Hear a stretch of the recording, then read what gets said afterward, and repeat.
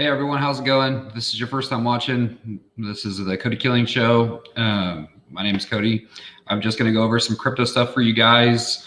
And if anyone's in the chat right now, let me know if you have any questions. I see Jane asked, will it be easier to buy Ikura?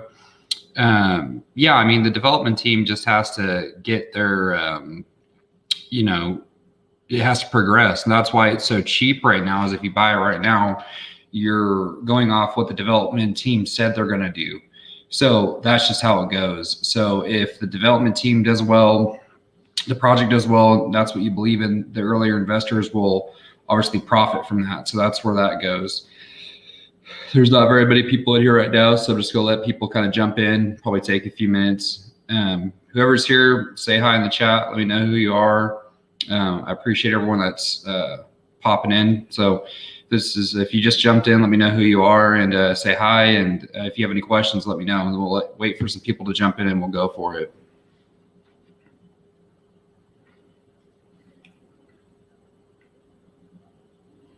What's going on, Preston? Good to see you, buddy. Thanks for coming back. We're going to have Crypto Deb on. She's going to come in a little bit. So as soon as she hops in, I'll let you guys know. It should be a good show. Hey, how's it going, Emmanuel? Thanks for stopping by. I appreciate you, brother. Peter Thompson. Hey, how's it going, brother? Thanks for stopping in. Appreciate everyone that's here. Appreciate all of you. If you guys have any questions right now, let me know. If you guys, I can get to them right away. We love Crypto Deb. Yeah, I really like Crypto Deb too. So I was on her show the other day, and she's going to be coming on mine. So, hey, how's it going, Christine? Thanks for popping in. You're always here. Thanks for the support. Hey, how's it going? Raw 2013. How's it going, brother? Thanks for stopping in. Yeah, Christine's been a diehard fan, I think, since I've ever started. So thanks for all the support, you guys. I appreciate all of you. And then I will write Crypto Deb right now and say I'm ready whenever she is.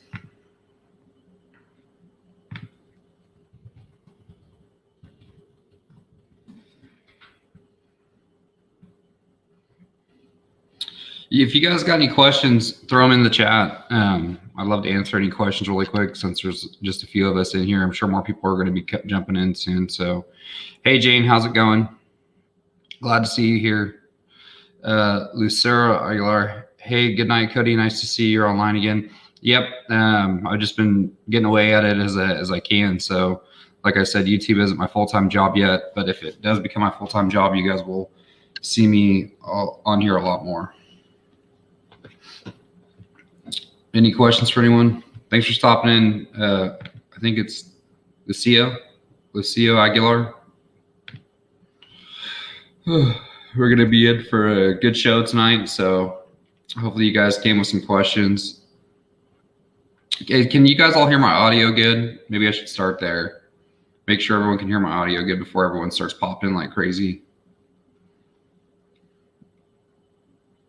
We'll wait for someone to throw it up on chat.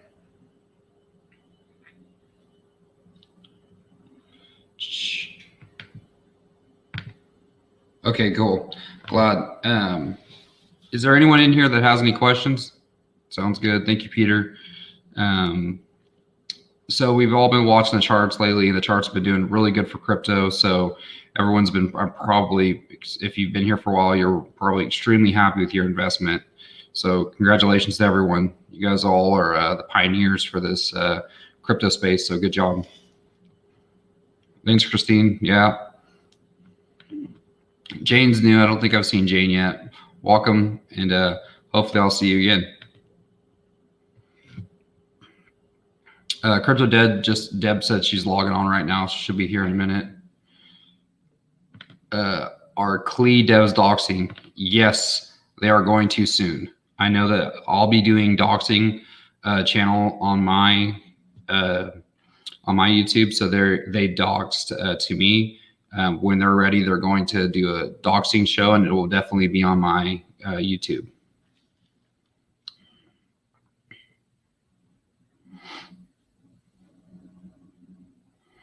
That's a good question, Jane. Yeah, I mean, everyone, like people ask, are the devs going to dox, or what's going on with this? What's going on with that? And I think it's extremely important for those things, any new coin, for them to dox themselves for sure. So everyone, I want you to give a big warm welcome to Crypto Deb. Hey, what's going on, Crypto Deb? Hey, Cody, how's it going? It's going good. Glad that you could stop by. Appreciate it. Glad to be here. There's not very many people in the chat right now, so I'm sure there'll be some questions for us. But we'll just start it. Hopefully more people will jump in. I don't know if someone else is doing a YouTube tonight or what, but I'll get this posted. Let me pull up my Twitter. Let's see. Congratulations on your engagement. Thank you very much. Yeah, it's been a wild, fun ride. So it's definitely been crazy. So Brooke was we flew out to California to spend some time with my family and proposed to her. So luckily she said yes, because the return on the ring wasn't for me. So what part of California? I'm actually from California. Oh, I'm Northern California. I grew up in Chico. Nice. What about you? I live in LA. I've been here my whole life. Oh, okay. So you know Temecula? Yes, very close. I used to work in Temecula that's where I was a firefighter in Temecula in Old Town for a long time. Oh, nice. So we'll just start off with you, and this is the first time. I think this is the first time you've been on my show, or is it the second? First time on yours, but you've been on mine. So just kind of tell everyone, I'm sure everyone doesn't know who you are. So just kind of, and people are going to watch this afterwards anyway. So just give us a little bit about yourself and how you got into crypto. Sure. I see Christine, Preston, Peter. I miss you too, Christine. Jane, I love you as well. Courtney, always glad to see you guys in here. Sorry if I missed anyone. So I got into cryptocurrency about a year ago. I had certain health issues and I wasn't able to go anywhere for work. So it was kind of like, all right, I need to find a way to work from home and make some income for myself. And I tried stocks, did not go well at all. After that, I got into Dogecoin just because it was super, super cheap, and saw kind of my money grow from there. And I was like, all right, well, there must be more to this crypto thing than I'm aware of. And my family is very, very conservative in the sense they think stocks are risky, stuff of that nature. So basically I got into crypto, then I got into SafeMoon. That's what really got me into the DeFi space, and got into a few other DeFi projects, made a YouTube channel, and it's kind of basically consumed my whole life. So yeah, that's kind of my story. Jake Gagan, what's going up, on, brother? Jake, what's going on, brother? Yeah, I don't have any. I thought you were doing a stream right now. There's not very many people in, but thanks for stopping in, Jake. Appreciate you, brother. But yeah, so it's really funny, Deb, is so many people came into the crypto space through stocks, and my family same way. Stock market. We've known family friends that have lost their houses and things like that of that nature. And they told me, they said, "You're absolutely insane." I told them in the very beginning what I was planning on doing, and they all were, "You're crazy." And I told everyone, even if you ever watched my YouTube channel before, and that's people's first reaction when something new and uncomfortable is that you're trying to pioneer in the space is, you're taking the risk, but you're also going to reap the rewards. And so when they had seen my investment with Saitama, my phone rang off the hook. Literally every single one of my family members is in Saitama, and other projects that obviously that I'm in too. But it's when there's that one success story that they hear about, 20 other people are going to pull into it. And that's the greatest part about the crypto space, is a good investment for any good stock market person is 15% of your money in a year. Yeah. So we're looking at, 15% we do in a day, in a couple hours. Right. Yeah, literally. It's absolutely incredible what's going on and how much fire the crypto space is. And I think it's just beginning. I've seen it on TV more than I ever have. I've seen it. Everyone I talk to, it seems like, it was before it was maybe 1 out of 6 people.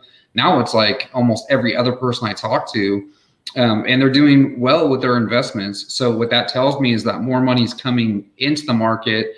And if we look at gold, for instance, gold's market cap is a few trillion, or I can't remember exactly off the top of my head, but Bitcoin's making a run for it. Like Bitcoin's market cap could reach what gold's market cap is, which would be very interesting then. So, and Deb, tell us how you're feeling about, I know, just so everyone knows, we'll talk about Klee, we'll talk about Ikura, we'll talk about some projects that I believe in that I think are good, but let's just start with Saitama, and what are you thinking about the charts? What's kind of your thought process with Saitama right now? It's growing faster than I ever have seen any other crypto project grow. The chart looks very, very healthy. I have had some people message me on like the days where we're down a bit and they're just like kind of second guessing their investments and stuff. And it's just kind of like, I tell them to take a step back, look at how much we've grown in like the past month, the past 2 months, the past 3 months. And we've literally gone parabolic in just a few months, and like literally no product is actually out yet. So the fact that we have such a strong community, we have so much mainstream adoption, we have all of these partnerships in the works, and there isn't even Saitama launched yet, that just tells me that we are the early ones, and that these people are going to FOMO into Saitama like absolute crazy. And we have been recovering. So the chart looks really, really good. I always tell people on my channel that I don't want to see a straight green chart like 20 days in a row, because then you're just going to crash that hard. And that's not healthy growth that you're actually going to be able to maintain long term. And like, I personally look at Saitama as a long-term investment. Like I want Saitama to do well 5 years, 10 years down the road. So it's like, I don't want to see Saitama go parabolic for like 2 weeks, makes like a couple millionaires, billionaires, and then the rest of us suffer because we're looking long term and we're not just looking for a quick pump and dump. So I think it's looking really, really bullish. Even when we do dip, it's literally only for a few days. People come in and they see it as a buying opportunity, which is great. I have a few people that I'm actually talking to, and they literally already have millions of dollars in Saitama, and they're taking these little dips as buying opportunities. So if these like very, very rich individuals are buying in at these prices, then that kind of tells me what I should be doing when we do have a little bit of a dip. So I think we're looking really, really good right before Saitama is launched. The holders have absolutely been going parabolic. So yeah, I'm really, really loving what I'm seeing, and it's blown through all of my expectations. Like I'm always personally, like, I know you kind of are too, like very conservative. Like you don't want to say like, oh, we're going to hit 1 cent by the end of the year, when like 99% sure that it's pretty much impossible. But yeah, it's blowing through every expectation that I ever had for it. Right. And I think that that's such an important thing, is to be realistic, factual. So that way you always under deliver. And that way, when it does become tuition and it overachieves, then you look good.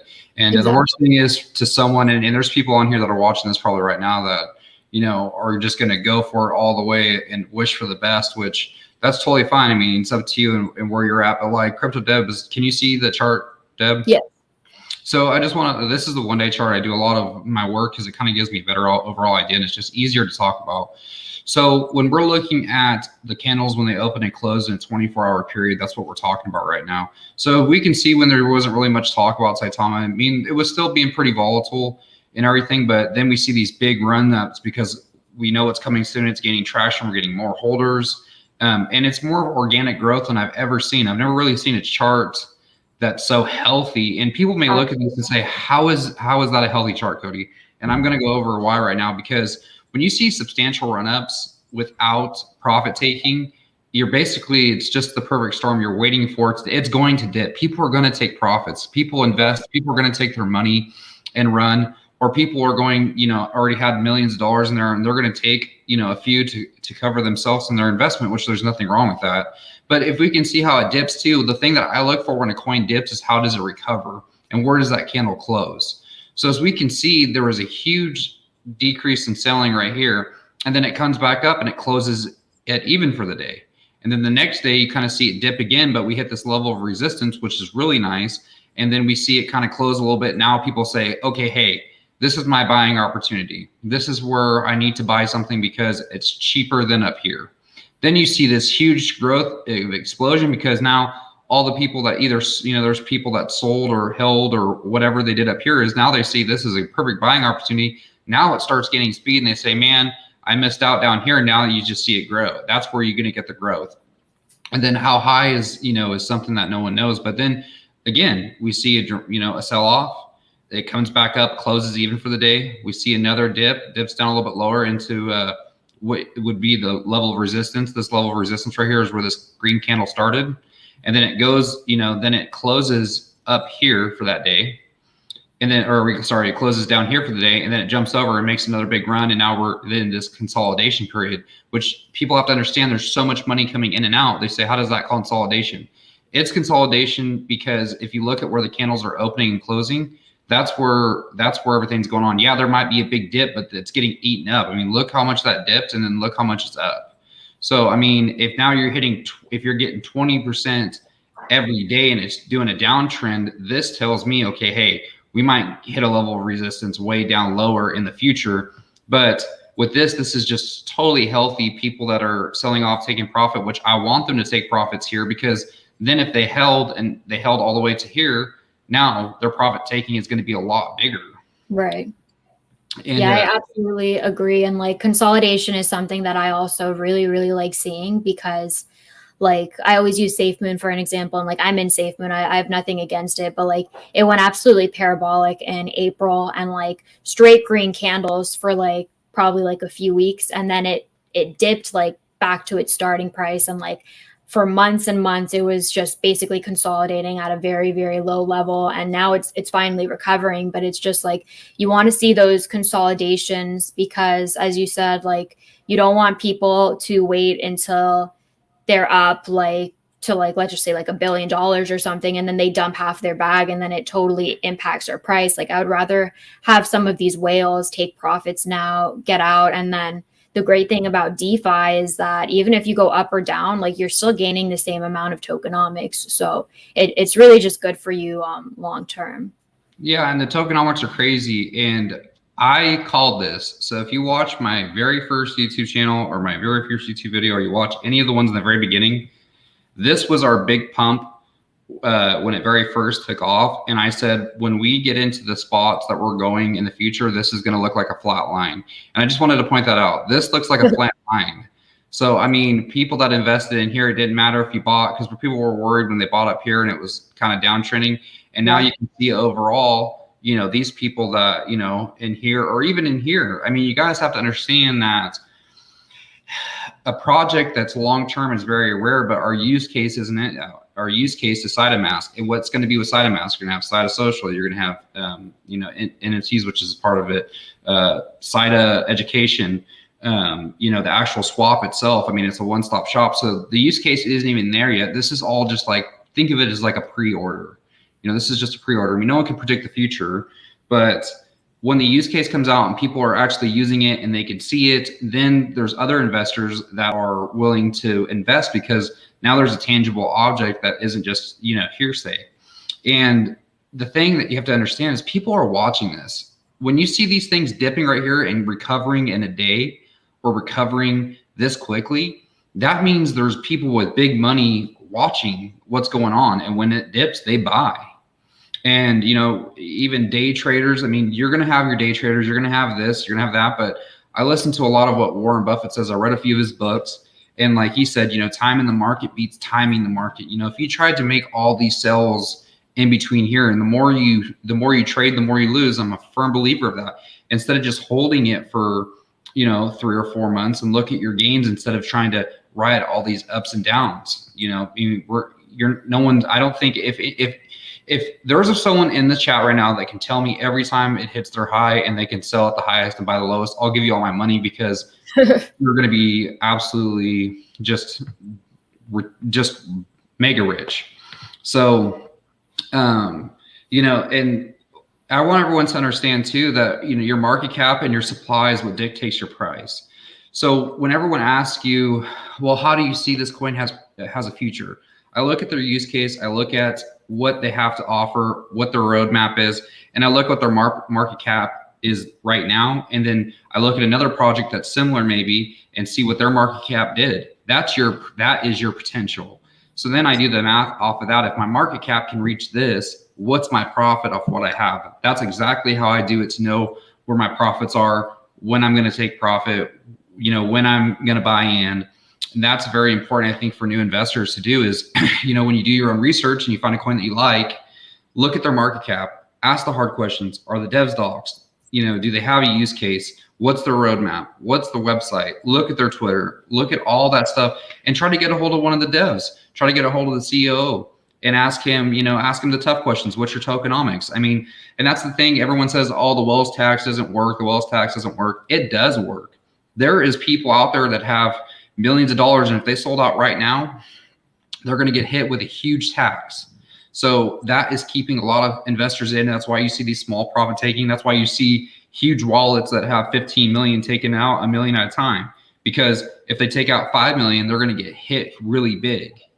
So the tokenomics are great. And then when someone even sells, you're getting 2% in your wallet. And then when Saitama comes and you stake your coins on Saitama, you're going to get even more returns, which I think is the tokenomics on this coin is what's going to make the future for it. What do you think about that? Yeah, I definitely agree with you. I think like tokenomics, DeFi is really the future of cryptocurrency in general, because let's just say bull markets, bear markets happen.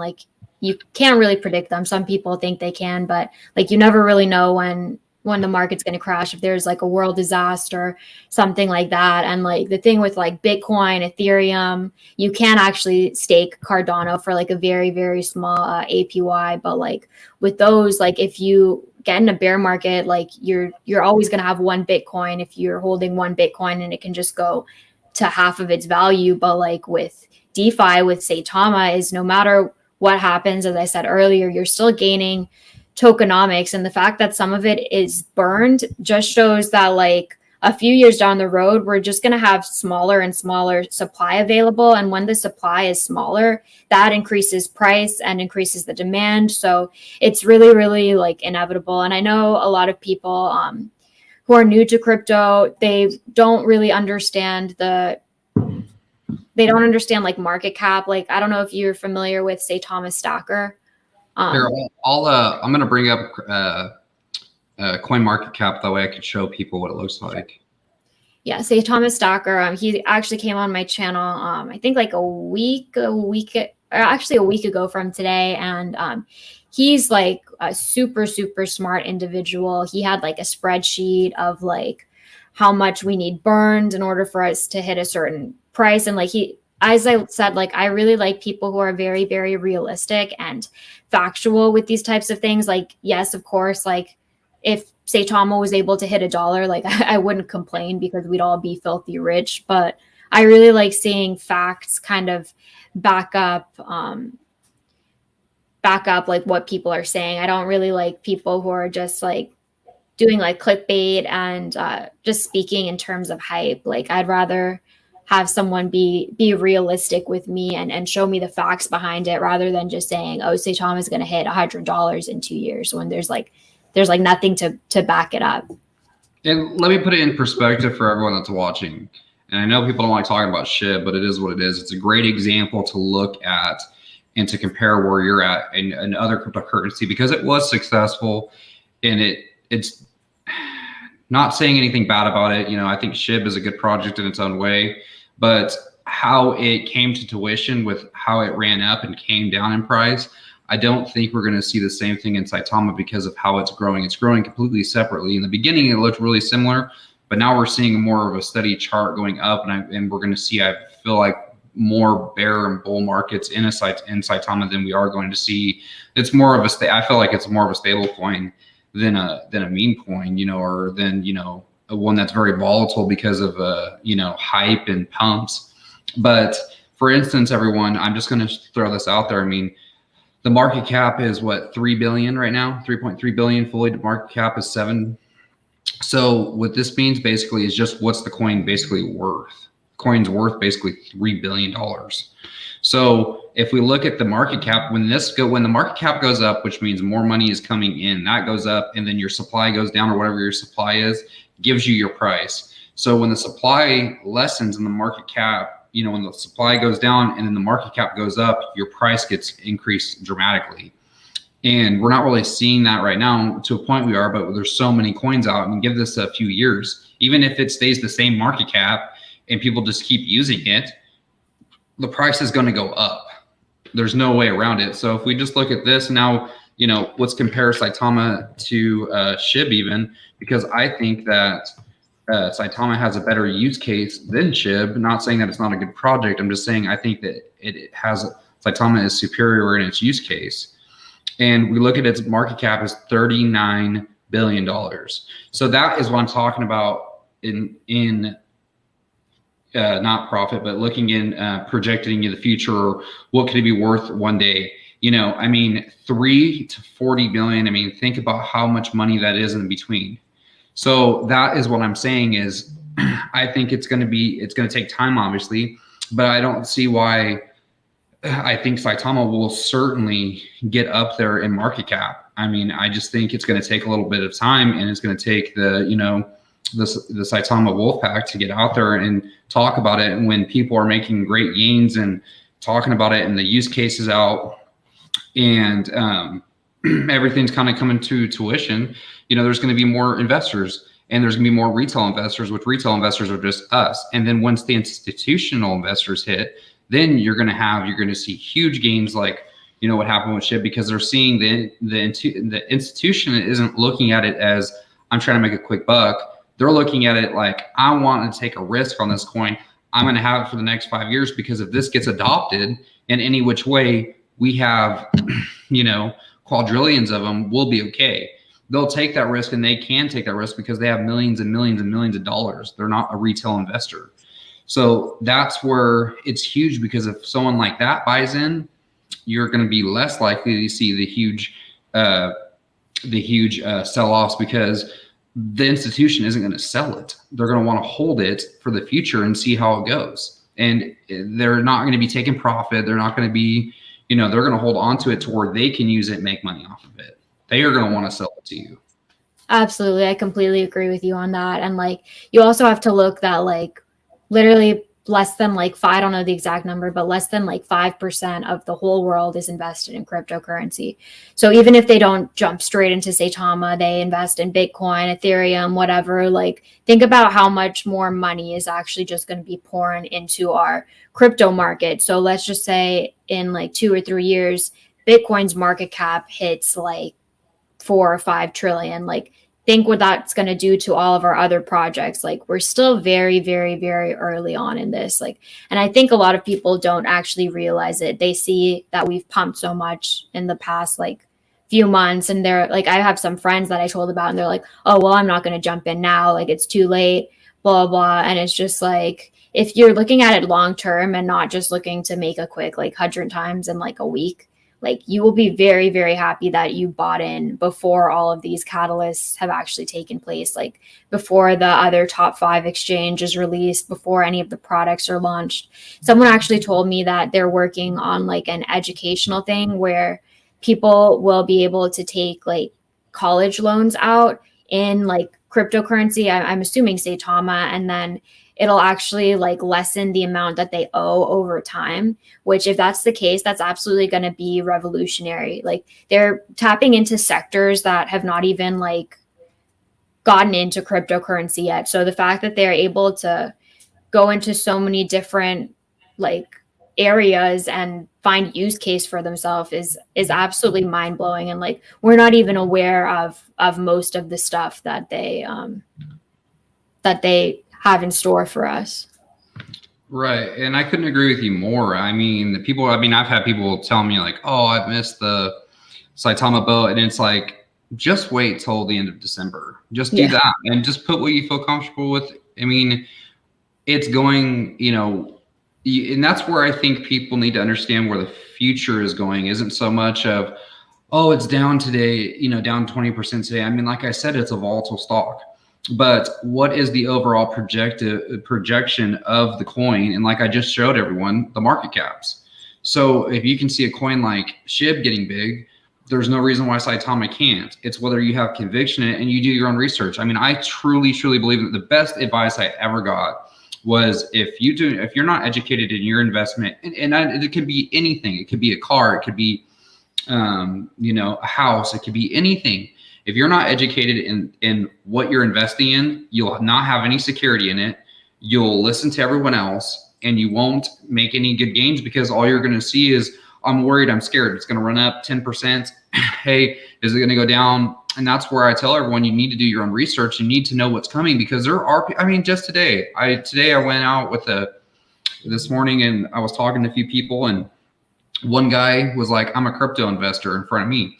And I said, man, that's great. I said, tell me, we're just kind of discussing the coins that he was talking about. And he said, he told me, and this is just someone I've never met before, says, man, I missed the boat on Saitama. And I looked at him and I said, how long have you been investing in crypto for? He said, man, I've been investing for the last 2 years. I have a big portfolio. I know what I'm talking about. And I looked at him square in the face and said, you can be more completely wrong.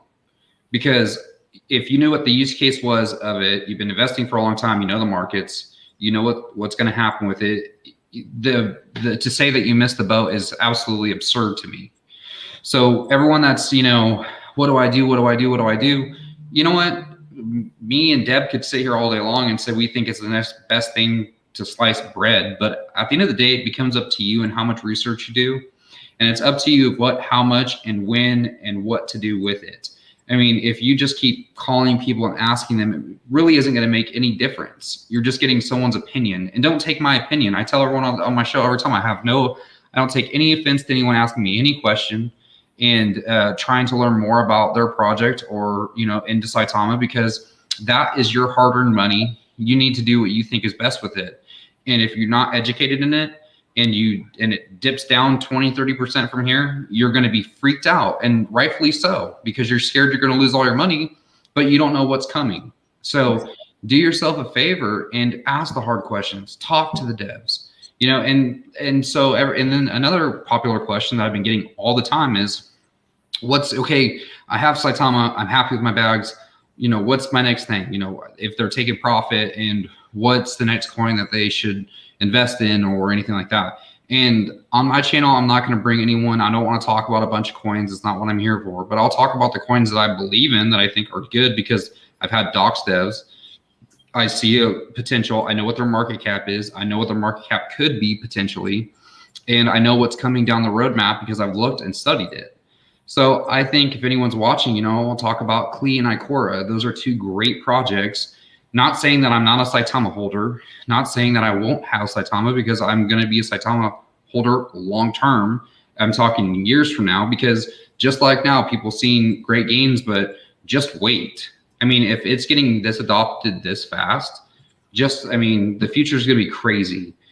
And that's where you talk about generational wealth, financial freedom is, anyone can make, 100,000 a year, if they really put their mind to it, or even a couple years, they can make 100,000. I'm talking about money that's going to set you up and your kids up, and that's where you have to be smart about your investments and know what you're doing. But to get back to it, Klee, Klee, the devs doxed to me. I'm going to have them on my show. They have no problem coming on. They've asked the hard questions. They have their liquidity locked. They have their games coming out, or they have the game, but there's some stuff coming up with the game. And they want to do a doxing video on my channel. And I was like, totally, absolutely. They asked if they could do that. And I have no problem with a legitimate crypto project that wants to be good, that wants to strive to be like Saitama. And they actually very highly talk about Saitama. They say how good, how those people, they know how hard they worked and how they made the impossible happen. So I'm just going to pull up Klee's charts. And then, Deb, tell me your thoughts about Klee and what you think about it. It's funny that you mentioned like the dox thing, because Diamond brought it to me before they actually doxed themselves. And I was like, this looks like a really fun project. Like I want to get in, but like, I don't jump into anything where they're not doxed. And then like the next day, a deer doxed himself. And I was like, all right, I got to get all in on this. And threw a couple thousand into it. I'm very, very bullish on it because the market cap is a lot smaller than Saitama, a lot less holders. And utility wise, like people love playing video games, like literally on my free time. Like that's basically all I do. And the fact that you can combine cryptocurrency and video games is like a win-win to me. So I think it's going to be absolutely huge. And the chart has also been pretty much going parabolic. Like I still have like another grand that I want to throw in, but it's so up. It's just like, I don't know if it's going to dip a little bit or if it's just going to keep going, and I should put it in now. But very, very bullish on Klee. And I know some of the devs are actually the devs in Ikura, which is why I got in Ikura as well. Cause like, I know that if someone is not willing to put their face behind a project, that's just sketchy to me. Like personally speaking, I would never throw my money in, and I've done it like in my early crypto days and I got completely effed over. But if they're not willing to put their face behind you and me both. But if they're not willing to put their face behind it, that just shows that they're doing something sketchy, or they're not confident in what they're doing. Like, you want us to see a face behind the things that you are investing in, and you want them to come on live AMAs. You want them to answer questions. Like, I know certain projects, like within the past few months and stuff, like people will ask general questions and they'll just get banned from the Telegram, and like it'll be labeled as FUD and stuff. And it's just like, you want that transparency. Like, if I brought Russ a question and it was like a legitimate question, and even if like people were kind of like sussed out by it, he would completely be transparent, answer to the best of his ability. And like, that's what you want to see with these projects. So when I did see Klee dox himself, I absolutely went all in. Yeah, and there's so many things we could talk about with new coins and this, but this is Klee's chart, which is looking almost identical to Saitama. Yeah. So if you watch Saitama in the very beginning, I mean, this looks very, very, very similar. And not only that, but what I really like about this coin is how cheap it is right now. It is going up right now, you know what I mean? But like you said, even before, when I looked at Saitama in the very beginning, if I would have bought in there and waited 6 months, I mean, that's what people said. Well, if I would have just bought it 6 months ago. Right. So to me, this really doesn't scare me, because even if it comes back down to here, I know in the future that it's going to make another run up and it's going to surpass that. I mean, just with the more adoption and more people talking about it, and people like me and you coming on and saying, hey, this is a legitimate project where I feel comfortable in. And that's what is the most important thing to me, is I don't want to get the wool pulled over my eyes. And I know there's people on YouTube that have talked about coins, and there were scam coins that people lost their money. That's what I don't want to happen to anyone. And that's why when you come on my show, I won't just talk about any coin, because I don't want to influence anyone to thinking that might be a good project in any which way. And so I know Klee is the Deers doxed himself to me. I know what their roadmap is. I've looked at their market cap. Their market cap, their daily volume just today is $4 million. So, that's what I'm saying is, you look at the potential that Saitama had, and now they're doing, millions a day, or billions, they're way up there. And so what's to say that this can't get there? It has use case. It's a video game. People love that. You can earn, on the Klee game. I've played it personally myself. I'll get on here and actually play it so people could see it if they want to. It's addicting, even though you can't win tokens right now because it's in beta. It's absolutely addicting. Like, I've just spent hours playing it. Yeah, I have too. I mean, I wouldn't say hours, but I've definitely played it quite a bit because I thought it was fun. But anyone that hasn't seen what Klee Run is, this is Klee Run, and when it pops up, I will get on there for you guys. I don't know what's going on. We are just they're upgrading their servers right now. Oh, Adir actually, I think, said something about that. So we'll check in a little bit later and see if it comes back up. But that's Klee Run. It's Klee Finance. You can get on there. And that's what I'm saying. Everyone is like, people are like, well, this is just their beta. The game isn't official yet. It's not, there's going to be more tweaks. And that's the big thing is, and then you see these huge success stories, which is, something I want to just shed light on is, I've heard people throwing in $80 and making 8,500 and off of other projects. And I mean, just think about that. I mean, everyone's got to put it in perspective for themselves. I mean, some people only have $80 to spend. That's what I love about the crypto space is It doesn't, you don't have to have 25,000 to set up a day trading account. That's what day trading is. That's, you have to have 25 grand. You can have 50 bucks. You can have 500. You can have 100,000. It's totally up to the person and what your conviction is and what you want to pull out of it. And you know what, who's to say you don't, I don't know if you've seen the article that got wrote out about the guy that shipped. They're calling it one of the greatest trades ever. I think they threw in like $8 grand in the very beginning, and now it's worth, I think, like a couple billion dollars. But no one's accessed the account, no one's used it, so they're thinking either the person is dead or they're thinking the person got locked out of their account because they're like, what person would let it run up to this? So it's going to be very interesting to see if those coins are locked, because if that's the case, that's like another dead wallet of, a ton of coins. So who's to say something like that can't happen to Saitama or Klee or Ikura? And that's the thing, is this is just so unpredictable that nobody knows what's going to happen with it. But you talk to everyone right now, and the crypto space is on fire. And I don't want everyone to just get their hopes up and then get disappointed, because there's going to be a point where obviously we're going to hit a bear market. There's going to be a point where it's not always gaining, 20% a day. I mean, if you were with us in the very beginning with Saitama, I think, man, it took it like 3 months to gain like 50% once it kind of came down again. We didn't even really start seeing big gains until just recently. So when we go up, obviously we're going to come down in any project or any sort of profit taking or any sort of, person that's happy with their investment. But that's not to get discouraged. That's just, you should be excited about the future. I mean, what's your thought on that, Deb? Yeah, I definitely agree with you. Like, one thing I did like that you said is like, I'm very similar in the sense, like, I won't put my name behind a project unless I'm 100% sure that it's a good investment in my eyes and that I'm personally invested in it.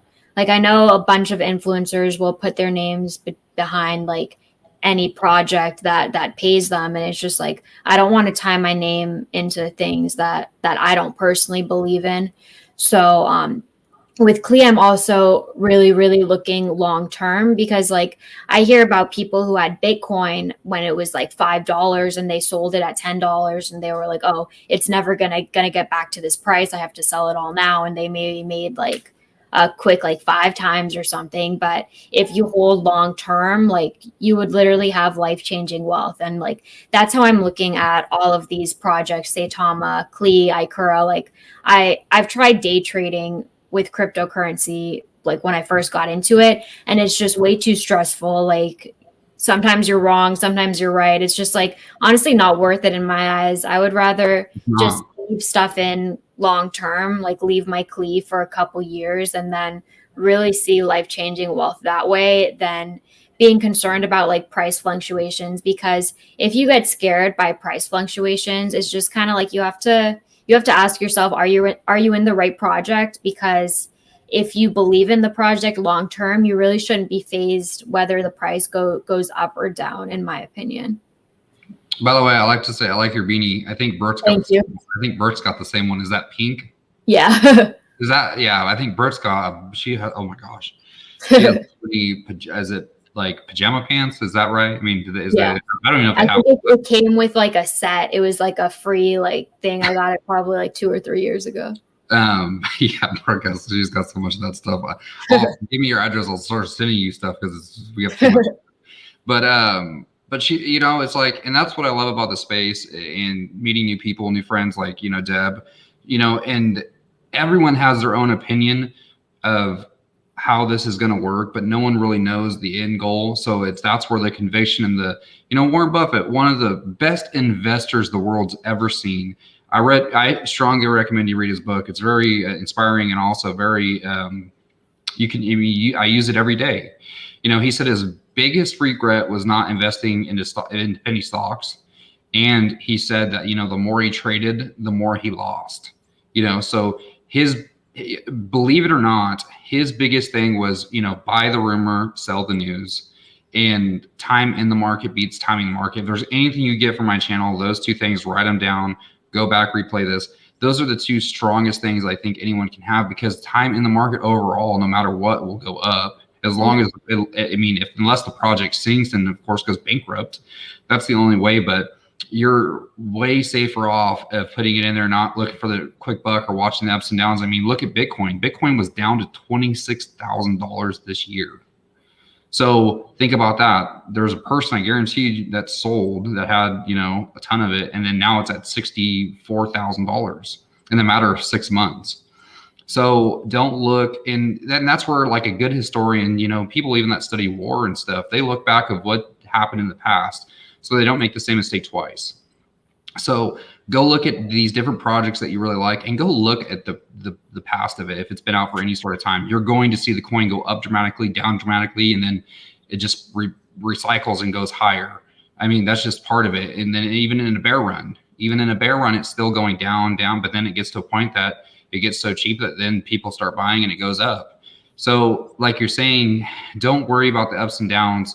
The main thing you need to worry about, honestly, I think, is finding a project that you're fully have conviction of, that you've done a lot of research, that you feel comfortable with, that is safe. That to me is way more important than someone calling me. People have called me a bunch and asked me my opinion and this and that, and then I've had some people call me and say, "Man, I made this money, and it's great for you, but do what's best for you." Right. And if that means it runs up to a certain amount and you need to pull it out to pay bills, you're a success story, and I would consider a good investor. Be smart with it. That way you can set yourself up better for the next round. And but I would strongly say don't ever sell your whole position out of a coin, because you never know. But if you have a project that you really like, and like we talk about Saitama, Klee, and Ikura, just do your own research, make sure liquidity is locked. If you have conviction over it, then you're going to be better off in that investment than just listening to someone. So, and then, another coin was Ikura. Ikura is another great project. It's the first charting solution for Harmony blockchain. So if anyone doesn't know, we have a couple blockchains. We have three. We have ERC20, which is Ethereum, Binance, and then you have Harmony. Harmony has a huge market cap for its own blockchain. The reason why people like that blockchain is because the gas fees are super low. If you see Ethereum, the reason why gas fees are lower on Harmony is because the amount of people that are using it, honestly, and because of how fast things can transfer through. The ERC20 is so congested with so many people because a lot of these coins are on there, and that's why ERC20 has raised their prices to make a new coin, and it costs so much money because it's so congested right now. And why do you think that Buterin is making it Ethereum 2.0? Because it's getting so congested that he has to do something about it, or it's going to get worse. So that's a huge plus, and that's a huge gain, because if any of those people say, "Hey, I'm not paying $80 or $100 for a transaction fee," then they're going to go to Harmony. And it's not only that, but they don't have a charting solution, which gives you a use case. Ikura has the first charting solution, and right now it's super hard. It's not easy to get. I'm not going to lie to everyone. Ikura is definitely a little bit of a chore to get, but it's worth it because of the price. The price is cheap on it. Like, Deb was saying, people sold Solano at, I think, crazy, and Solano went up like crazy. I mean, it takes one of those adoptions from, Harmony to say, "Hey, we need a charting solution. Hey, Ikura's been here. Let's merge with them. Let's get them as a charting solution." Boom. Now their market cap goes up overnight, and it goes from 50 cents to $10. I mean, that's just how it goes. So, and it's a good project in the sense of, I know the devs. It's the same people that are in Ikura or in Klee, so I know that they're doxed, and I know it's a project that they're working on that isn't going to lose. That they're not going to get bored of it like Grapefruit or something and say, "Oh, hey, this happened or that happened," or they're trying to pay someone to what's that word? I'm losing it. To go over their project or whatever. But audit? No, not audit. Just someone to go over the project, someone to influence it. There you go. Someone to influence the project.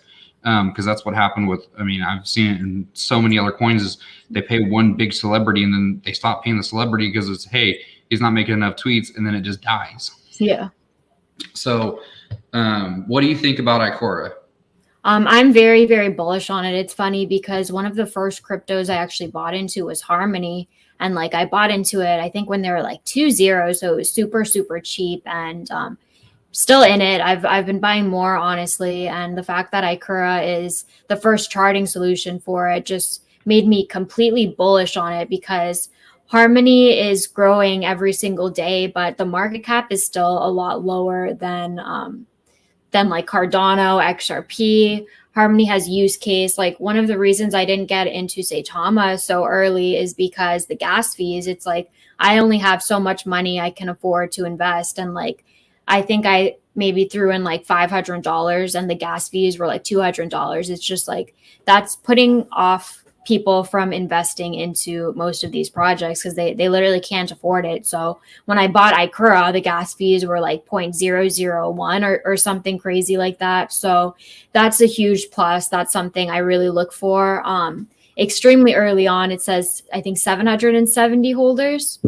It's at 770 right now. Yeah, which is absolutely crazy. I know they were just featured in like a news article with Harmony, which is huge mainstream exposure, and they did just have an AMA as well with Harmony, and the market cap is really low. The circulating supply is very low, and as we talked about earlier with like Saitama, as the supply goes down, the price will increase. So the fact that Ikura only has, I think, like 20 million, if I'm not mistaken, in circulation, that just shows that there's room for, don't take it as financial advice, but it could very well hit a few dollars, $10, like literally like the sky is the limit, because there's not like an unlimited supply of it, like how there is with Dogecoin. So I think they have real utility. Like, you can literally see all of the dexes you need right there and find the dex that has the best price.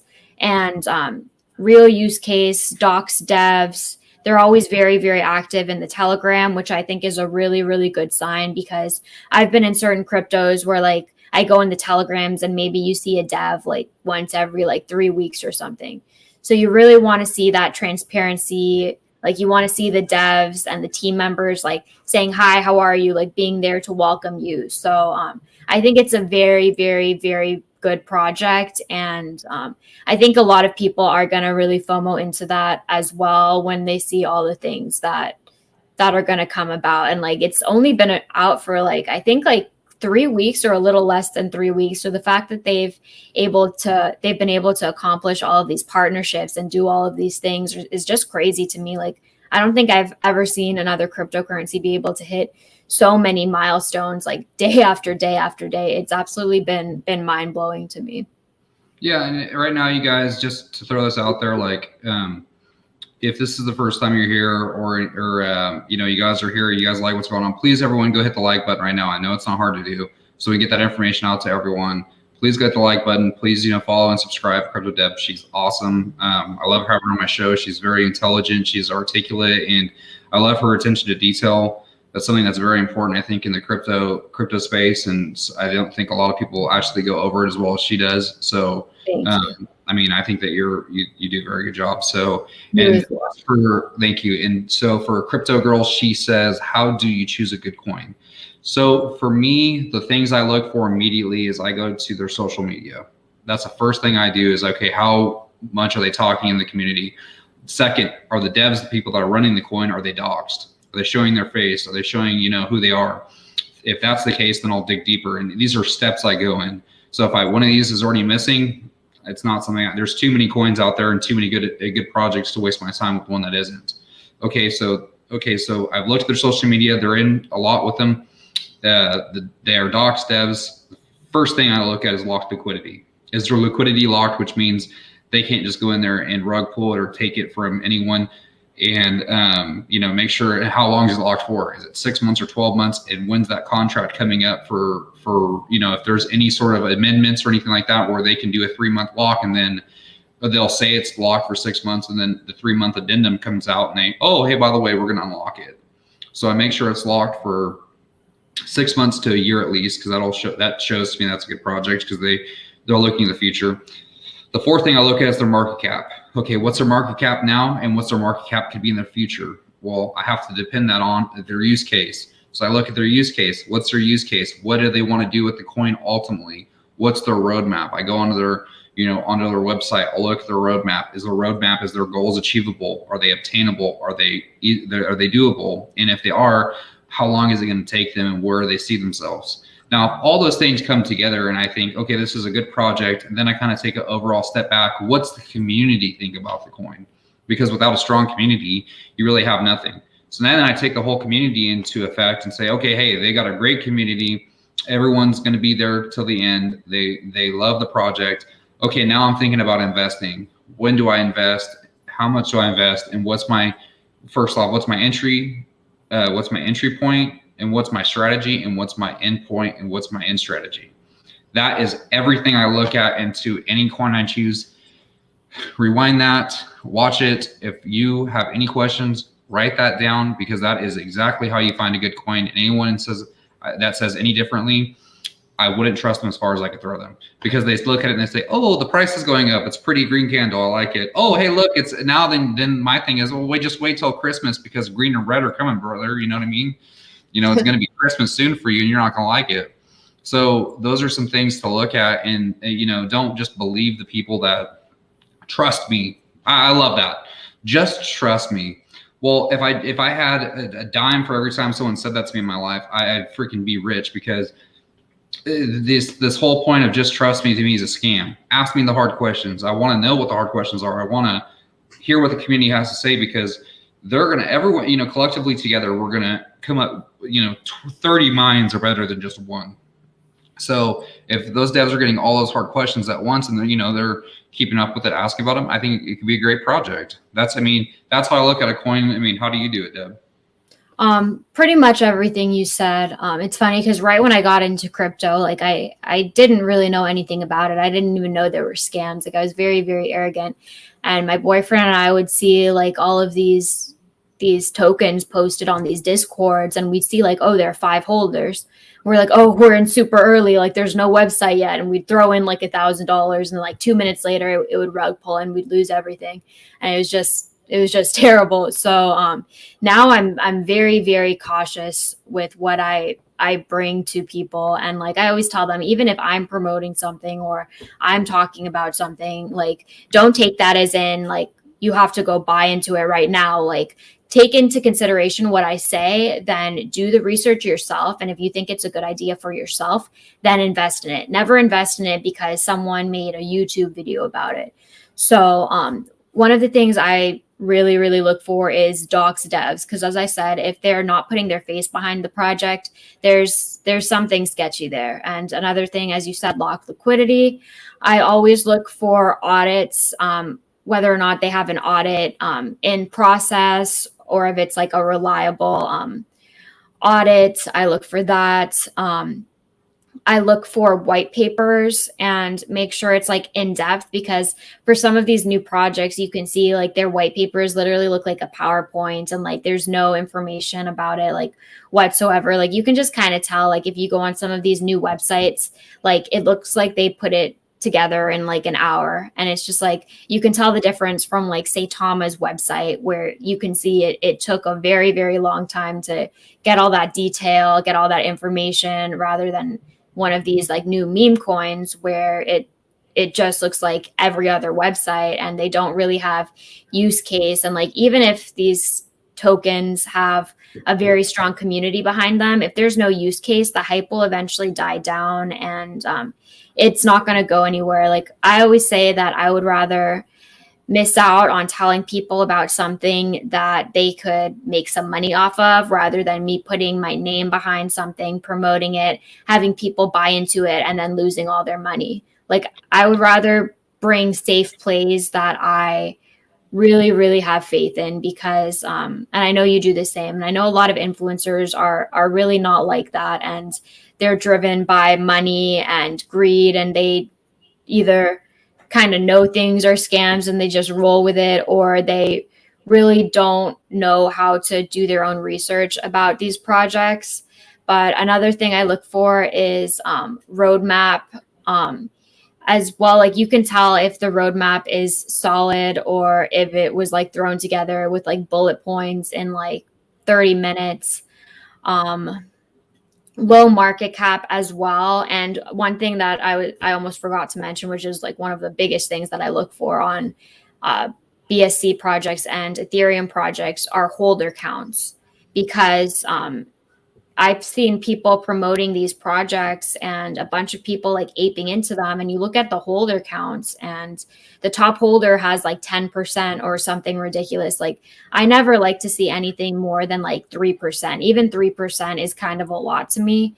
But like, some of these people will buy into these projects and they ask me to look into them. And I can see the top holder has like 90%. And it's just like, you have to do background information like that. And even if you follow all those steps, that doesn't always tell you if something is going to rug pull or if the devs are going to give up. But those are like the starting things that I look for when I am looking to invest in a project. Yeah, absolutely, 110%. And, you know, and that's what, you know, I think is the most frustrating is this is work. And anyone that thinks that crypto isn't work, you know, it is work. It is work getting in there and making sure that you know about the coins and making sure that they're safe projects. But I have a question from Money Magnet, and it says, if gas fees are $150, being speculative, what would be the minimum you would purchase Klee at? And I love this question because I have so many people tell me this. Whatever your situation is different from mine. So, and I've talked to people before that, you know, they'd throw $150 in for 100,000. And then I've talked to some people that, you know, $150 for $1,000. I think at, you know, any project that like, say like Klee that I know is a long-term coin that has things coming up, I don't really mind buying it. I would say FOMO in, but maybe I wait till it comes down. Maybe I try to buy a dip and don't chase the top. And, you know, FOMO, if anyone doesn't know what that means, is the fear of missing out. It's the fear of missing out on a project. But I've seen a lot of people too get caught up in the, oh, I want it to come down. I'm waiting for it to come down. Now a month's gone by and it's gone up 300%. And they're kicking themselves in the butt because they didn't buy it 3 months ago.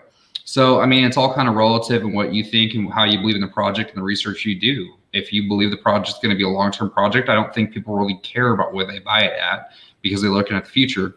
Now, if they're looking for a quick buck and maybe and they're trying to day trade it, maybe they want to wait until it goes down 29% and then they try to buy in and then sell it when it goes back up. You know, so it's all relative and what's affordable to you. And I would always say, you know, in caution, you know, spend what you can afford. Don't spend any money. And that's why you hear I think that's why you hear those Cinderella stories of a guy putting in $2,000 or $1,000 and forgetting about it for a year, and then it's worth how much. If anyone wants to know something, I bought 1,000 Bitcoin back in the day. I had 1,000 Bitcoin back in the day, and I sold it and made a good profit. I was like 17 years old, I think, and made a good profit on it and thought, oh, dude, oh, these guys are going to lose, you know, they're going to lose their butts. Oh, I can, you know, now I'd be worth, if I would have held on to those 1,000 coins, I'd be worth 63 million right now. So, I mean, it just depends on your circumstances and what you were willing to risk. And so you have to decide when a good entry point for you and when a good exit strategy is for you. And that's something that you have to do yourself. I firmly believe that. And I think anyone that sits here and says, well, I'd wait for it to go down to, you know, this point for you to get in, I don't really think they're looking at your best interest. That's just my personal view.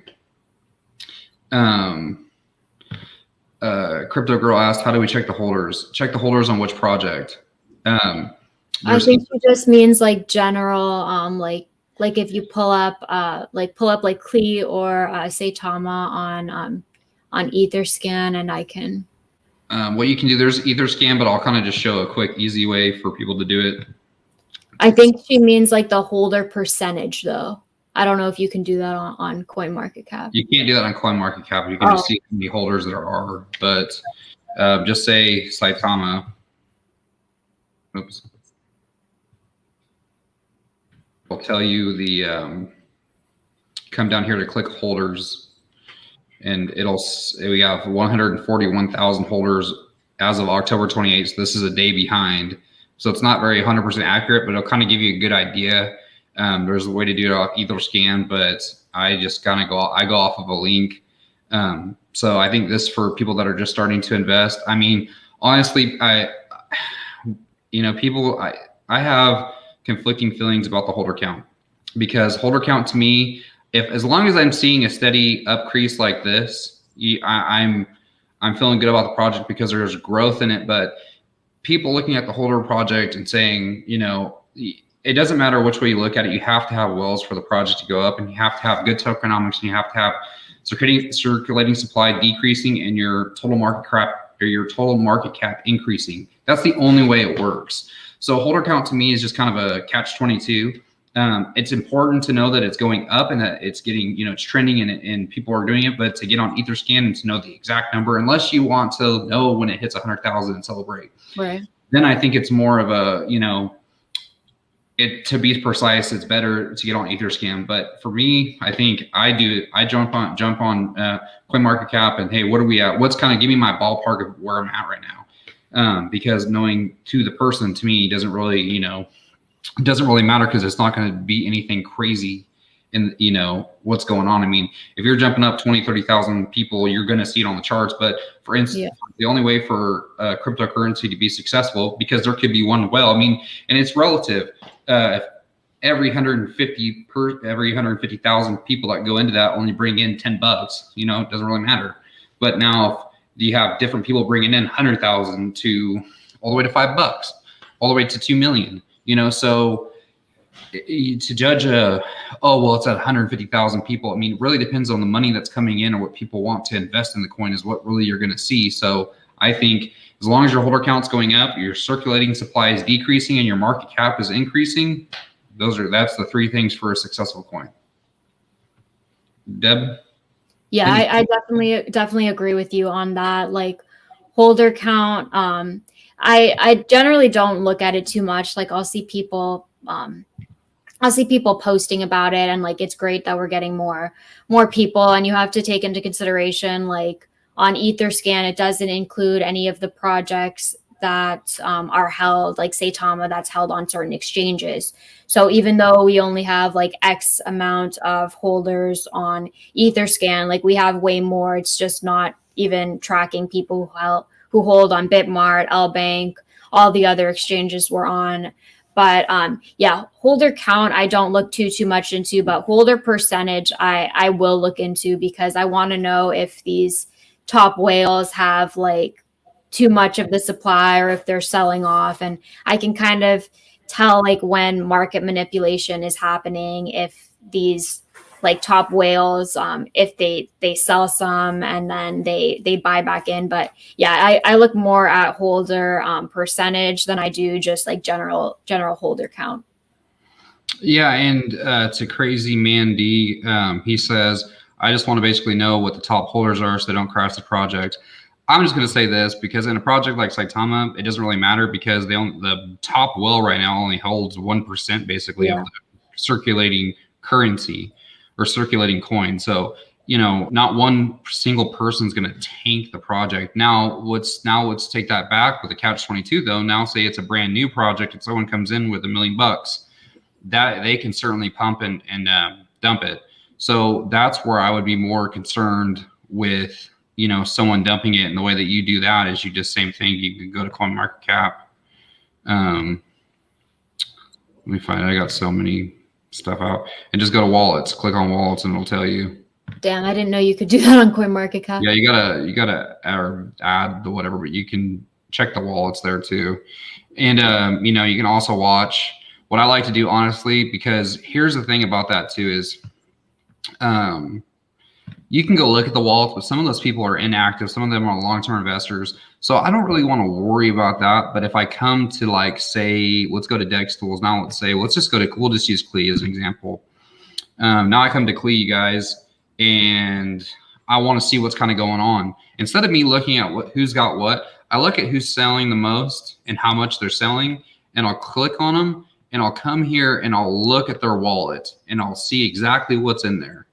And I'll say, okay, they have $51,000 left in Klee Kai. They have $1.9 million total. Now, can they sink Klee Kai? No. And then if I see a well that's selling a lot and they have a lot of money in there, you bet that I'm writing down the last 4 of their wallet, and I'm watching them very heavily, because if they're dumping and they got 1 million and they just spent 50,000, you bet they're probably going to empty their bags a little bit if they're not taking profit. If you're seeing them multiple times selling and buying back in, it's something you can watch and track. It's something when you become, I would think, a more advanced crypto trader that you would look into, kind of giving you a better idea of what's going on. Like Crypto Deb would be like, she'd probably get on there, she'd write down the wallet, and she's tracking it from the beginning till now. And oh yeah, hey, 7E5 is he's just going to take profit right here for probably $1 million because that's what he's been doing. You can just kind of get people's patterns that way. I think that that's super important. I don't think enough people do it. And it also will just kind of show you who the wells are. And wells are good. You know, you don't always have bad wells. People have been kind of giving Crypto Noah, I feel like a bad thing, but he's a super good guy. He is successful. He takes his profit. There's nothing wrong with that. And trust me, if he wanted to and dump it, he certainly could. So, you know, everyone that's like, oh, this, that, you know, I mean, if you're in his shoes and you know, what would you do? You know, right. I can't say that I would do the same thing. You know, I mean, I don't know what I would do. But so as much as the retail investors don't like the volatility of what wells can do, the retail investors need the wells, and the wells need the retail investors, because the wells will buy in a project and the retail investors really go out there and spread the word. That's really who's getting your market cap up, is the retail investors. But then, you know, the retail investors talk to enough people, they might, you know, attract more wells. You know, wells hang out with wells, and it is what it is, but it doesn't mean it's the all in stay all. I know that Crypto Noah he's in Klee. I know he's in Ikura, and I know he's in Saitama. So, I mean, he's a good dude. I've talked to him. You guys would be pleasantly surprised to know how nice he is. And he's a good Christian dude, and he's successful, and he's actually giving me some pointers. So just to throw that out there for everyone.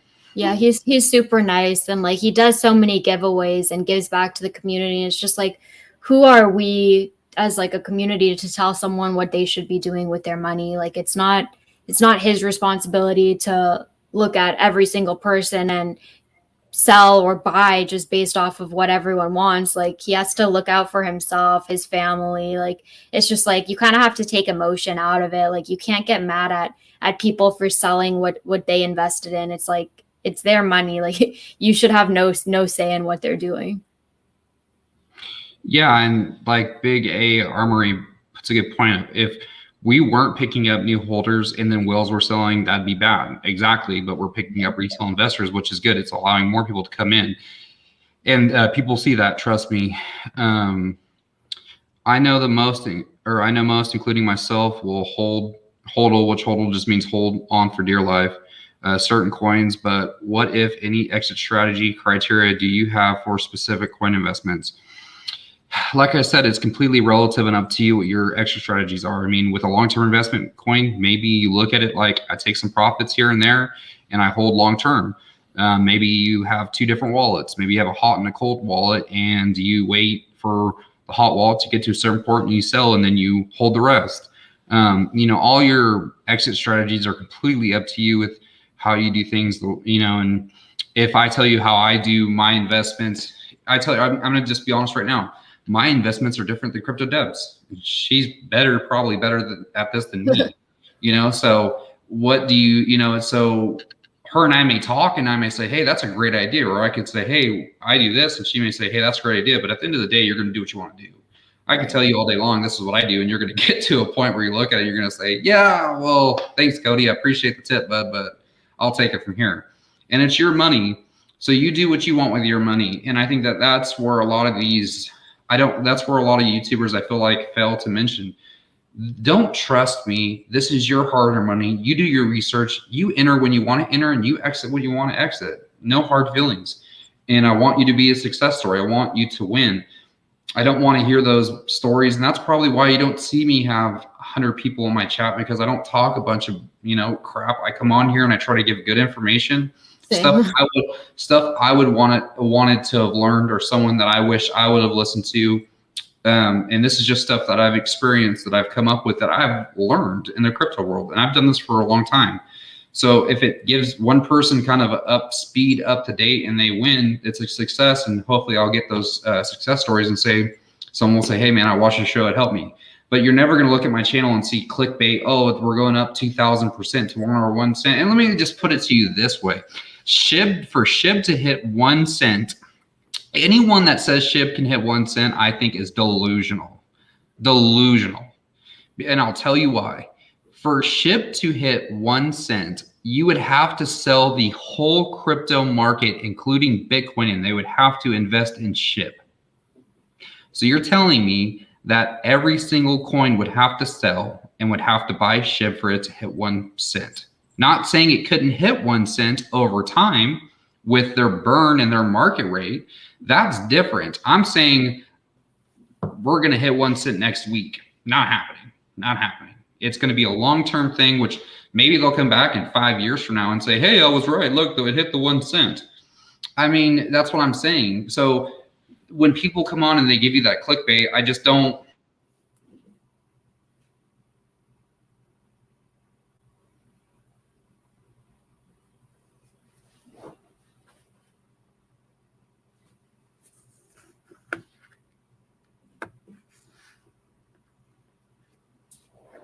Oh, we're back. Sorry, we froze for a second. When they come back and they say, oh, hey, by the way, you know, we're going to be at 1 cent in, you know, tomorrow. It's delusional, never going to happen. Anyone that wants to debate with it to me, bring them on my show. I would love to put them on. I would love to ask them how they think they're going to get an investment of, you know, trillions of dollars. It's not going to happen. So don't look for that. I mean, but I will say this, it could happen long term. The way that your coins are, you know, with their burn rates and what's going on, a long-term goal may, because what happens if the supply goes down? The supply goes down no matter what, the coin's going to go up. So that's where the tokenomics come in. That's where holding long-term, that's how you're going to win, because the tokenomics of it are burning right now. You know, $1 trillion may not be worth a lot. $1 trillion 2 years from now could be worth 20 million. You know, I mean, look at SHIB. SHIB, I think $1 trillion coins is worth, man, I can't remember now, but it's probably like, I think like probably what, 50,000, 60,000. So that's what I'm saying is look at the overall market, but don't believe these people that come on here and sell you this pipe dream, because it's a figment of an imagination. That's all it is. Someone that wants views, and people get it because people like hearing it, and then they invest in it and they think they're the next best thing to slice bread, and then they lose on their investment. And guess what happens? That show will finally die out because no one will believe them. They have no validity to what they say. I mean, and what do you think about that, Crypto Dub? I know. Yeah, you're spot on. That's exactly what I say on my channel all the time. It's just like, I would never say like Saitama is going to $1 next week, and then I have people throwing in their rent money, their food money, their children's college funds into Saitama, thinking it's going to go to $1, and then it doesn't reach that, and then they paper hand out of it, and then they lose all their money. It's just like, I'm always very, very realistic, and like, I understand people like, they kind of like, I've heard some people describe it as like, oh, they're just trying to be like hype, and they're just trying to be optimistic. And it's just like, yeah, you can think that it's like, it's optimistic to think like that, but you don't want to really feed people these lies. Like there's like a 99.9999 whatever % chance that is not going to happen by next week. Like I would say 100%, but it's just not realistic. Like these people who are feeding that information to you and are really not factual by it, most of their social following is just based off hype, and people like hearing that stuff, obviously, because then they'll be filthy rich in like a week, in a month.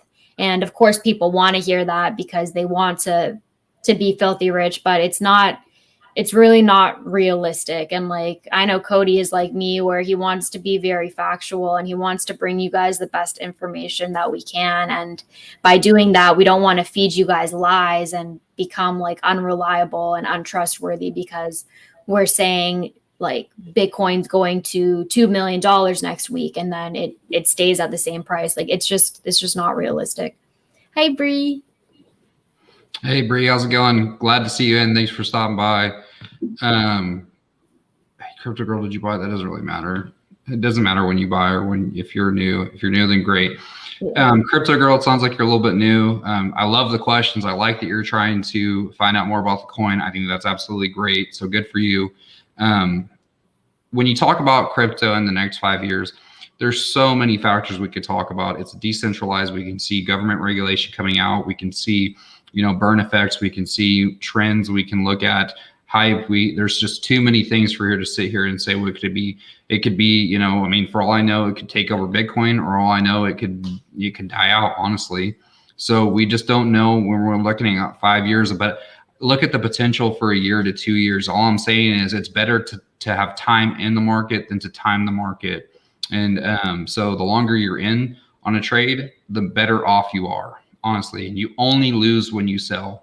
So even if you buy it when it's the highest and it goes down to next to nothing, and it says, from $500 down to 50, you still have the same amount of coins. Now they're cheaper, but when it goes back up, you see what I'm saying? You only lose when you sell it. So don't feel like if you bought it and it goes down 20%, you're going to lose. It just means you're going to have to hold a little bit longer, and there's nothing wrong with that. Maybe you buy the dips. Maybe you spend a little bit more money and try to add to your bag and you buy the dip. I mean, that's completely up to you, but that's how I look at it. This person says, the anything is possible line in investing is a dangerous line to use. Yeah, exactly. Regards to validation. Yeah, 100% right. I mean, anything is possible. I mean, yes, anything is possible. Highly likely, but people like to tend to hold on to faith and hope than facts, which is fine, because everyone wants to go down that dream of winning the lottery ticket. But if I feel like I'm investing into a lottery ticket, why wouldn't I just go down to the gas station and spend $2,500? I mean, it just makes no sense into investing into something for a chance of hope, or to me, some fragment of imagination. I want to know the facts. I want to know the truth, and I want to know what's realistic. And that's what I bring to my channel is, okay, this is realistic. If you've never heard me on my channel ever say anything crazy, and everything I have said has either came in true or way over what I said.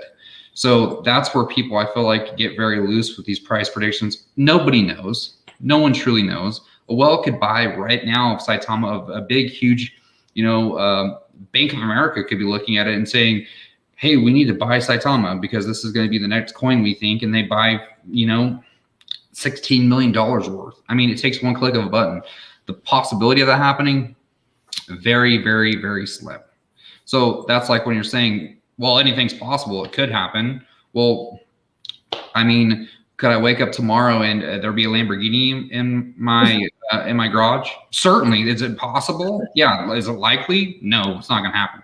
Plus, I wouldn't want a Lamborghini. I'd just be happier with like a Longhorn 2500. So, and anyone that says win Lambo and is the impatient, remember this, something that a very wise investor told me.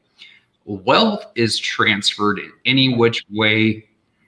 So anything you do is transferring over money to you. So if that means you work, if that means you invest, if that means you have a service, if that means you own a business, everything you do, wealth is transferred. So the patient people, wealth will transfer to them. So that is what Warren Buffett always said is wealth is transferred. It's never, bought or paid for or got lucky. Whatever they say is the patient one with what they're in with time is wealth is transferred to them. So just kind of a thought for everyone to think about is, wealth isn't always just gain, wealth is transferred. How long does it take to transfer wealth? Well, it could take, and we're talking about crazy numbers. People are saying like, I want this thing to go up to where I'm got $16 million. How long does it take the average person to make 100,000 in America? 2 years, usually. That's the average person. If you're making over that, you're above average. So you're telling me that you have a chance to make 6 or 10 years worth of money in say 2 year span? What are you complaining? What is anyone complaining about? The impatient person that's just like, oh, I want it to go up. I want it to go up. I want it to go up just as bad as everyone else does, but be patient, be involved in the project, try to do your best, and you'd be surprised on how fast it goes. And, looking at it and saying, wow, look what I've done, then you'd be proud of yourself, because it takes, there's a reason why there's not very many crypto millionaires, because it's hard to hold. And everyone can sit there and say, oh, I'm going to hold it. But when you have a large number, you better be mentally prepared. And I will tell you right now, I got told that, and I was kind of like, yeah, you better be mentally prepared to to know what you're doing, because money, especially if you're not making that much money and you see those large numbers, it will throw your whole game plan off. And I say, if you have a game plan, you stick with your game plan. I mean, how would you? I mean, let's just talk about for a second, Crypto Dev, maybe some of your how you view things, or when you're looking at your wallet. Some people look at it daily, some people look at it weekly, some people. I mean, what's kind of your thought process on it? It's funny because right when I got into crypto and started making like a large sum of money, was in SafeMoon when it first pumped, and like I was up substantially, not anywhere near what I'm at with Saitama right now. And it's just like, I have never seen this amount of money in my entire life. And it's just like, you think you have a certain game plan, and then you see all of this money, and it's just like, oh my God. And like, you want to take profits because you want to be able to pay rent. You want to be able to move out. You want to buy this, buy that, be able to survive for a few years. So, it's going to be hard, honestly, like, because my bag is already the biggest I've ever had in my entire life. And I know when we keep pumping, it's just going to absolutely blow my mind. So I'm hoping that I can stick to my plan. And I only want to pull out just enough to be able to survive for like maybe like 3 or 4 years, and let the rest ride, just because like I don't want to be the person who sold Bitcoin at $10 and made like 100K when I could have like been like a millionaire or billionaire. So I think it's a matter of just taking what I need and kind of letting the rest sit, because like literally any legit crypto project, Cardano, Dogecoin, Shiba, XRP, Bitcoin, Ethereum, if you look at the chart from where it started and where it's at now, you would literally be up so much money. And like crypto is just getting started. So if you're in a project that you believe in, like I can almost guarantee you, if as long as nothing like crazy in the world happens, like there's no economic crash and like some like apocalypse or something crazy, like you will be up significantly, like if you hold long term. So that's kind of how I look at it. And like I know some people, they just want to take out their initial investment, because when you do that, you kind of take out the emotion, and it's just like house money that's running. But yeah, it's definitely easier said than done. And I know when I see like a larger sum of money on my ledger, it might kind of change my mind. Yeah, and like the crazy part is, Crypto Deb, is like the stuff that we talk about too, and the things that we hold that we think are fundamentally the basics for crypto. And I see people get on and they talk about how to take profits, when to sell, and it makes me like proud of the community that there is people out there that are really researching this, that have a good idea of what they're doing, because that is super important. Like Christine just said, it's okay to take profit, but never sell your whole bag and reinvest to buy the dips again.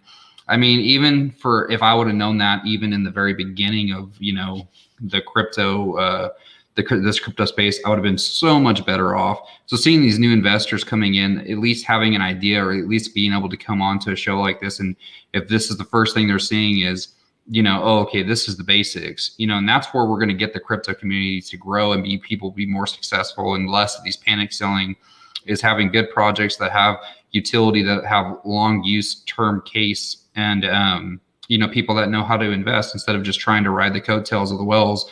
They are going to be the new whales of the future. And I truly believe this. I think, right now, crypto's in its infancy stage, and it's getting talked about more and more and more. So people are saying, is it too late? Is it too late? Well, guess what? It's never too late. It's just, you may have to hold on longer than the person that got into, 6 months before you, and then 6 months later, you're going to look back and think, my gosh, that was me 6 months ago. So, and that's the thing is, people are seeing these sells, and they're seeing, they're buying at the top, and they're thinking, well, you just have to wait longer because there's people that invested in before you. Doesn't mean there's not other good projects. Doesn't mean that it can't happen to other projects. It just means that you have to be patient. And that's where I look at, Warren Buffett. I personally use the stock market, and I treat crypto as stock market on steroids. and I use the same basis of one of the wealthiest and best investors strategies, and it's done very well for me. Buy the fear, sell the greed. Time in the market beats time in the market. The more you trade, the more you lose. What's another good one? I already said time in the market beats time in the market. There's just so many, he wished he would invest in more penny stocks. I mean, this is just things that like people that talk about that I want to be like, that I'm like, okay, that's where I want to be. These are people that literally have done it, that are trying to help you, that said, hey, these things are what helped me. So those are just the straight facts of it. And I think that that's where crypto's going. I think crypto has a bright, bright, bright future.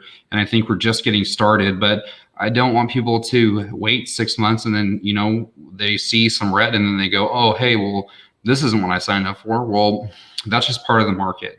That's just what's going to happen. I mean, we've seen Bitcoin go all the way from, I think it was like 50,000 or 40,000 all the way down to 20,000. Now it's back up to 60. I mean, that's just the volatility that we have. So as long as you hold, it doesn't matter how long you hold for. It doesn't matter anything. You only lose when you sell. And, we've been on the stream for an hour 30. Crypto Deb has just been a soldier, right there in the front, leading the way, sharing her wealth and knowledge, which I really, really appreciate. So is there anything that you want to go over, Crypto Deb? Or hey, actually, we're going to leave another like 10 minutes. If you guys have anything in the chats for Crypto Deb or me, let us know. We'll just talk for a little bit longer and then just throw up what you want in the chats and we'll kind of go over it for a second. And so exciting news. I'm above 1,000 subscribers. So congratulations. My channel is getting there slowly but surely. What are you at right now? You got to be way up there, probably like 2,000. I haven't been on in like a week, but I think I just hit 3K.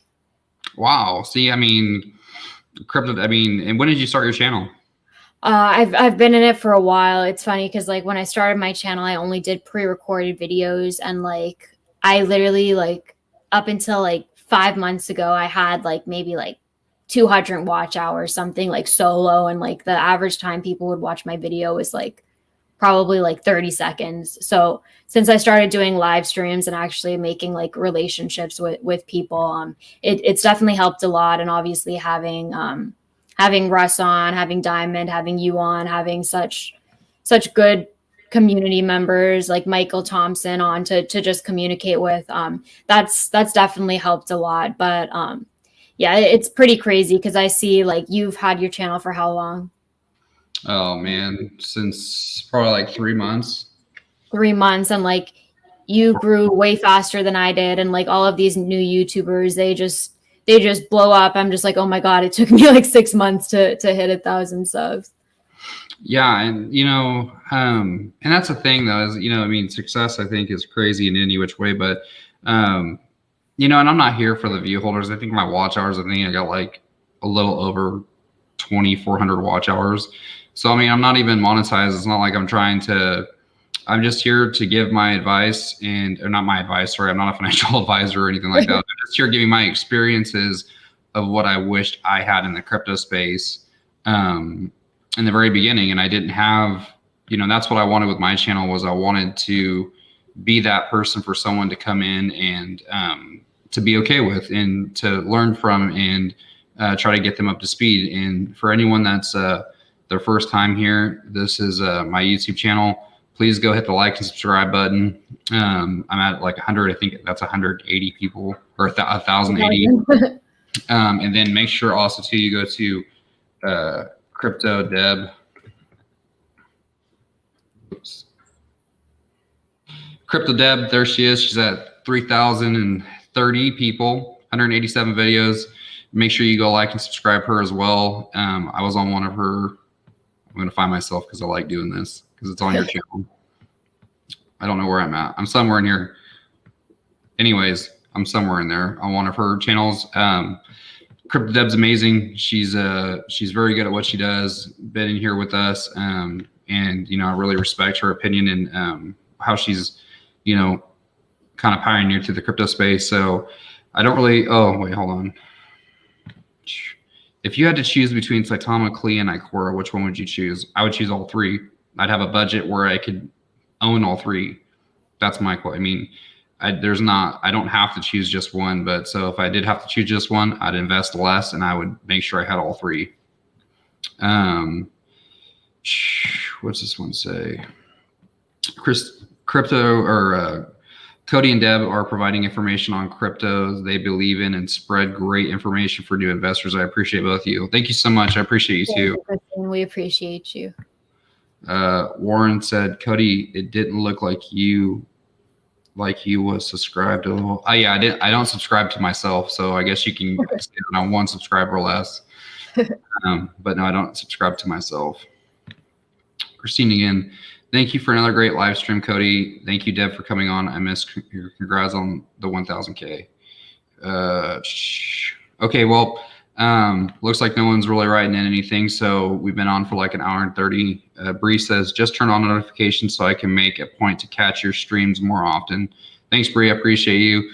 Bree's awesome, too. If you haven't seen her, make sure you go watch her. She's really good as well. She's actually like a lot. I feel like I'm kind of boring, you know. Like here I'm all factual. Bree like will just brighten up everything. She's just, you know, she's got a lot of energy and I like it. So Crypto Deb, you know, thank you for being on my channel for the last always a pleasure. Hour and 35 minutes. Is there anything that you kind of want to say or anything you want me to look at or any questions or anything like that from you maybe or anything you want to tell to the subscribers? No, just keep doing what you guys are doing. I know a lot of you jump from stream to stream and it's absolutely amazing the support that you do give us because I know Cody's not even monetized. Like he's just doing this out of his own time to communicate with the community, give you guys the best information possible. And like it's funny how you said you want to be like the voice that you heard when you first got into cryptocurrency. That's literally what I say all the time. So thank you guys for coming out and supporting Cody. I'll be back on my channel on Monday. So thank you guys for your support and I hope you guys have a good weekend. And I just want to tell everyone, you know, I appreciate the community, everyone that's behind me. I wouldn't be here if it was out for you guys. So, you know, don't mistake that. You guys mean a lot to me. You guys are like my family. So I'm definitely trying to watch out for everyone. And I try to get back to everyone.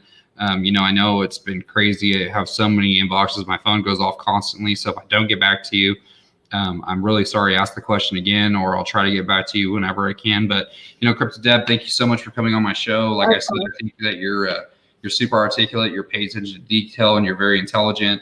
Probably one of the most intelligent people I've had on the show. Don't tell my subscribers I said that. But no, but it's always a pleasure having you. It's fun talking crypto with you. And I think also too, something to point out too is, you know, I think you give a lot of hope and what would that call your influence and someone to look up to from the women in the crypto space, because people think it's just kind of a man's world, like, you know, and I think that that's crazy. And to see, you know, you coming on and being so knowledgeable, you're better than half the guy investors I know. So thank you. I appreciate that. Actually all of them. And so that's something I feel like you should give your you know, you've done a lot of hard work, and thank you for coming on my show. And it means a lot to me that you took your time out for your day. I know that you were taking some time off. So for you to come on meant a lot to me. So thank you so much. And you're welcome. Anytime you want to come on, anytime you see me on and you want to jump on and say hi, you're more than welcome to give your advice, or if you see anything that you, if you want to tell me, make sure you let me know too. And everyone, I hope you have a good weekend. Thank you for coming on my stream. I'll have some videos coming out shortly. I'm going to be doing some giveaways coming up. And my last, you know, words are, you know, I definitely strongly look into Saitama, Klee, and Ikura. I think those are 3 great projects and projects that you should definitely look into. Hey, Ashley, thanks for saying great stream, guys. I want to sure that she's seen her right, of course, when we're ending, but Ashley's great too. So thank you, everyone. Thanks for showing up. Have a good weekend. We'll catch you guys on the next one. I'm Cody Killing, and I'm out. Thank you, guys.